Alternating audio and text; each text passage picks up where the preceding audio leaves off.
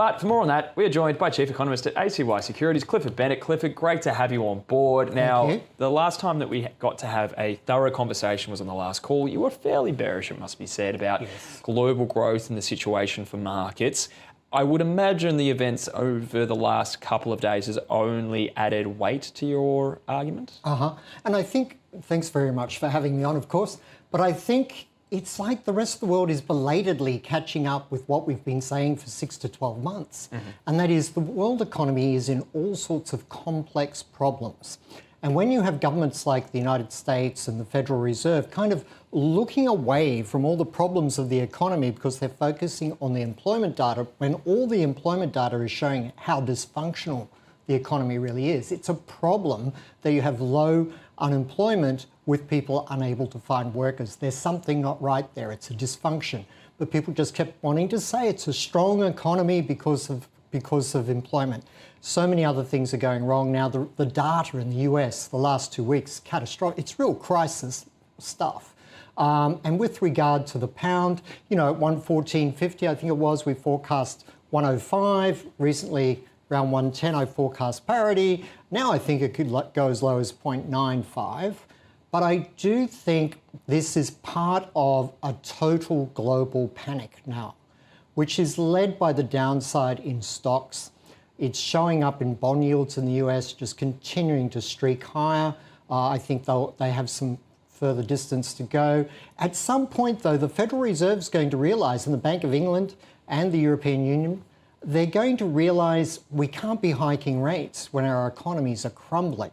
Where that point is, and where the point is that various central banks start to chat each other, and I've been in currency markets for a long time, and it can be the case that without any diplomatic or government leadership warning, the central banks themselves begin to chat and they do a round of intervention and then they tell the market.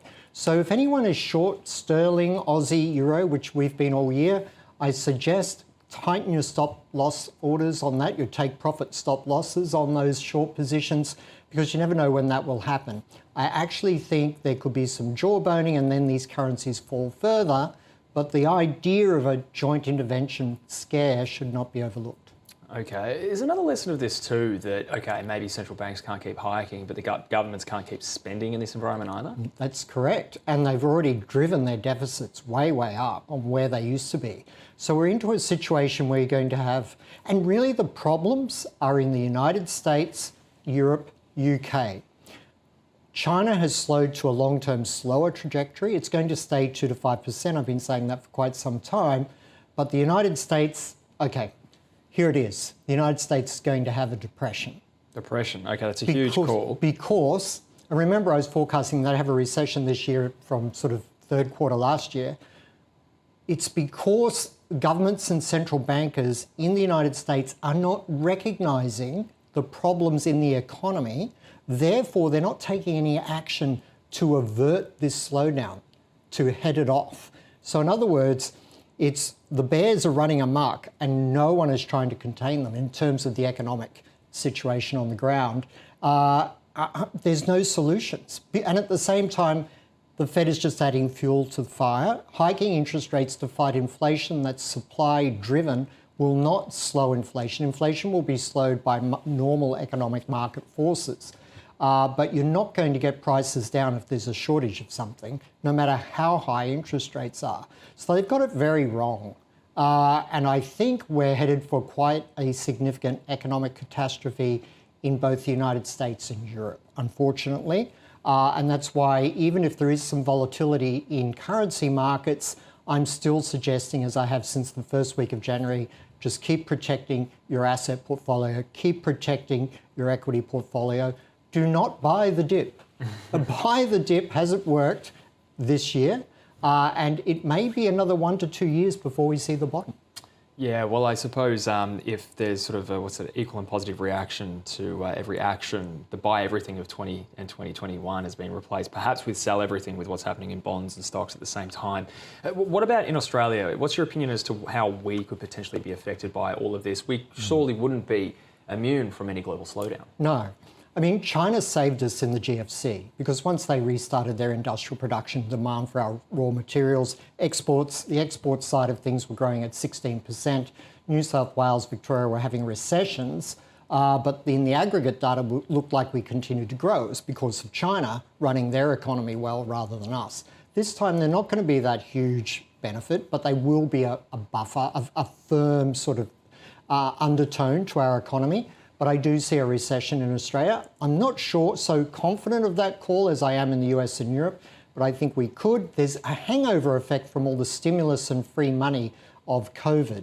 So what COVID did was suck forward out of the future normal economic activity, so it falls into a hole now. So I am a little bit worried. I'm still bearish equities. I mean, it was on ausbiz at 77.45 that I forecast 70 cents and then again to 65, which we've now seen. The Aussie could fall as far as 58. They said that December last year before there was a war in Europe. So just keep an eye on that. Still downside, I think, for the currency, but watch for those intervention volatility moments. But Australian stocks, downside, Australian economy, not as much as the US or Europe. Okay, and just in terms of with that weaker Australian dollar, you know, one thing that I'm starting to hear a little bit in the media is reverse currency wars, which is very much the opposite of what we got used to in the post-GFC years, where everyone was seemingly engaging in a race to the bottom to try and stimulate their economies and debase their currencies. How complicated would a Aussie dollar with a 5 in front of it have for the RBA, which is obviously trying to bring inflation down? Well, I mean, the RBA is already doing everything it can to support the currency on the monetary front, hiking interest rates. But the problem is every time the RBA hikes by 50 points, the Fed hikes by 75. So we actually fall 25 points further behind on every interest rate hike here. So that's not going to save us. I think the whole world is deleveraging and slowly catching on to the idea there is a global economic slowdown driven by the United States, Europe, UK. And that global economic slowdown will have repercussions for a commodity exporting nation like Australia. So there's an unwinding of interest in Australia at the moment from global investors. And I think that has a bit of a way to run. One thing I'd like to highlight to viewers, if I may, I'm an optimist. Right? Okay. I'm an absolute optimist. I love it when it rains. I love it when the sun shines. In financial markets, you can't be monodirectional.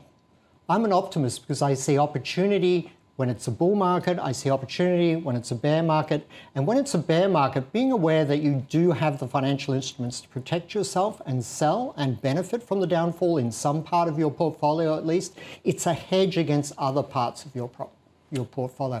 It might even be that selling Australian futures, stock futures, is a hedge for your property portfolio. So just there are ways to empower yourself into the future out of these downturns.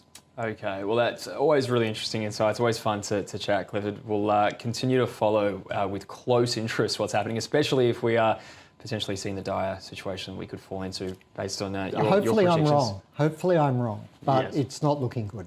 Yeah, fair enough. Thank you.